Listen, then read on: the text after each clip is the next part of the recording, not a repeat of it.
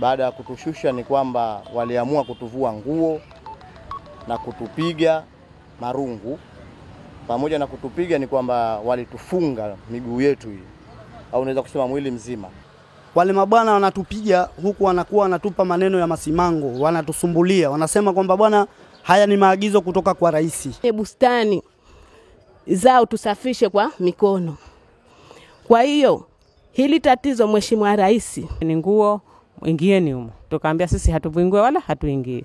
Rehema akasema basi waleteni huko. Wakatuingiza ndani, pafika kule ndani, nyosheni miguu, tukanyosha, wakaanza kutupiga bakora za miguu. Zenj TV, tujivunie nyumbani. Pili nalotaka kulizungumza ni kuhusu vitendo vya kikatili na kinyama waliofanyiwa vijana wanaojishughulisha na kufanya biashara maeneo ya Mji Mkongwe siku ya tarehe 26 Juni 2025. Tumeona kupitia vyombo vya habari vikiripoti na chama chetu kupitia idara zetu za haki za binadamu na wengine wamekuwa wakifuatilia kwa ukaribu zaidi. Ndugu waandishi, mamlaka ya Mji Mkongwe ipo kwa mujibu wa sheria, na makosa yanayoweza kufanyika ndani ya Mji Mkongwe yapo kwa mujibu wa sheria, na hatua za kuchukuliwa zimeainishwa ndani ya sheria namba 4 ya mwaka 2010 na kanuni zake za mwaka 2023. Zote hizo sheria na kanuni haiwapi ruhusa wala fursa kwa mamlaka yoyote ile kutesa wanaovunja sheria hizo. Kilichofanyika na tulichokishuhudia ni mateso, ni utesaji. Hakuna jina jingine, ni torture, ni utesaji. Vijana wameeleza wenyewe walichopitia. Ni bahati mbaya sana mamlaka iliyopewa uwezo wa kutunza Mji Mkongwe inatumia njia ya torture kutunza mji. Ni mbaya sana. Mamlaka iliyopata trust ya Umoja wa Mataifa, UNESCO, kutunza mji wa historia na hifadhi yake inatumia torture kulinda mji.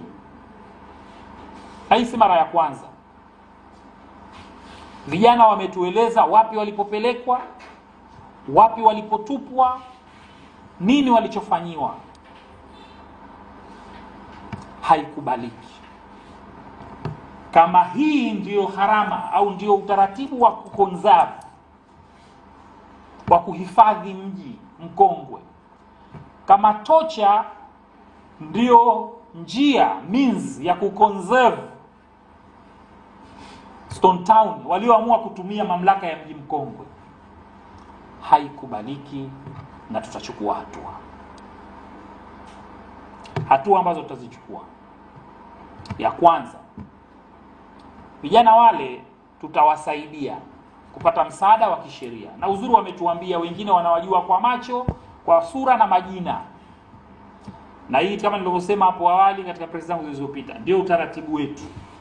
Tutawashtaki watu kwa nafsi zao, wao wakatuambie wameamrishwa na nani. Kila mmoja, maneno ya Waswahili, atabeba msalaba wake au mzigo wake.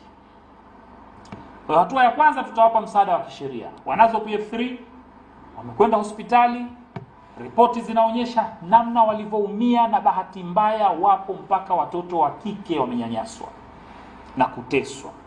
Ni jambo ambalo halikubaliki. Ni kinyume na katiba yetu inayopinga utezwaji wa nguvu kwa njia yoyote ile. Ni kinyume na sheria zetu. Ni kinyume na international practices and standards za kulinda mji wa hifadhi kama Mji Mkongwe. Duniani huko hawatumii njia hizi kuhifadhi Mji Mkongwe. Kuna makosa. Uzuri sheria ile ya Mji Mkongwe ukiangalia na kanuni zake zinawapa mamlaka ya kitu kinachoitwa compounding offense. Unaweza ukamchaji mtu hapo hapo ukamtoza faini, sio kumtweza nguvu kwa maana ya kumtesa. Sasa hatua mbili tutazichukua kama taasisi. Ya kwanza ni hiyo ndio sema, tutawapa usaidizi wa kisheria. Tutakaa nao, wanasheria wetu watawashitaki wale waliohusika, hao individuals waliohusika. Njia ya kwanza. Ya pili, kwa taasisi husika, kwa maana ya mamlaka ya uhifadhi wa mji mkongwe, tutachofanya ni nini? Tutawaandikia UNESCO, sababu kiburi chote hiki wanachokipata hawa mamlaka ya mji mkongwe ni kwa sababu wana recognition ya UNESCO. Huu unaitwa mji wa kihistoria, mji wa hifadhi, kwa sababu una recognition ya UNESCO. Tutawaeleza UNESCO kwamba Zanzibar kupitia mamlaka yake ya mji mkongwe wana standard na practices zao za kuhifadhi mji. Wanatocha wanaokiuka au wanaosadikiwa, wanaotuhumiwa kukiuka masharti ya uhifadhi. Wanatumia tocha, utesaji. Picha zipo, video zipo, rekodi zipo. Tutawaambia UNESCO kwamba hii ndiyo njia inayotumika sasa kuhifadhi mji. They are torturing people. Wanawake wanadhalilishwa. Hatuwezi kuhifadhi mji ambao unaambiwa ndio kuna Swahili civilization, ungwana, ustaarabu wa Mswahili.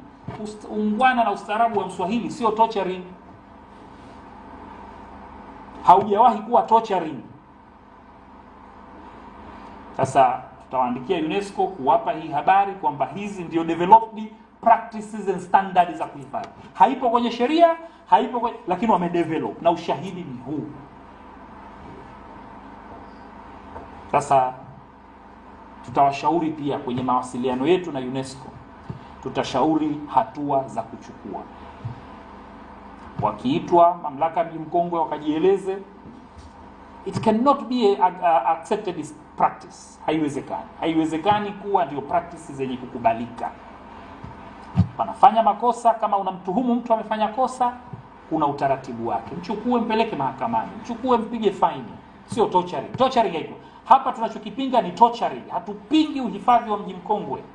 Ni fahari yetu sote, ni hifadhi ya kimataifa, tunaupenda wote. Tunachokipinga ni njia zinazotumika kuhifadhi.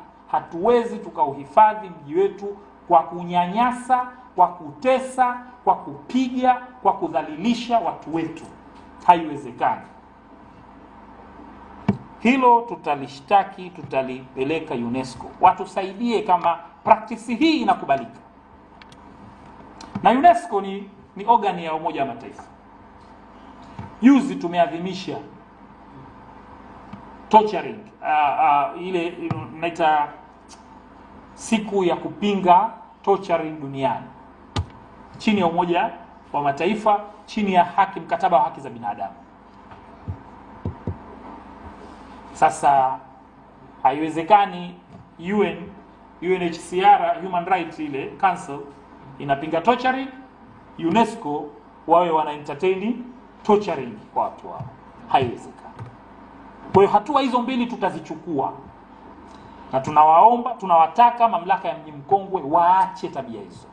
Watu wanawatumia vikosi vyao, wanafanya tabia hiyo na wana baraka zao, kwa sababu torturing zinafanyika kwenye maofisi yao, kwenye majengo yao. Hili halikubaliki. Kwa hiyo niwaambie tena, tutachukua hizo hatua. Kwa hiyo ndugu zangu waandishi wa habari, niseme tu kwamba hayo ni mambo makubwa mawili ambayo tumetaka kuyasema kwenu ili muyafikishe kwa umma, na hatua ambazo tutazichukua, na tutakuwa tunawapa update. Zenj TV, tujivunie nyumbani.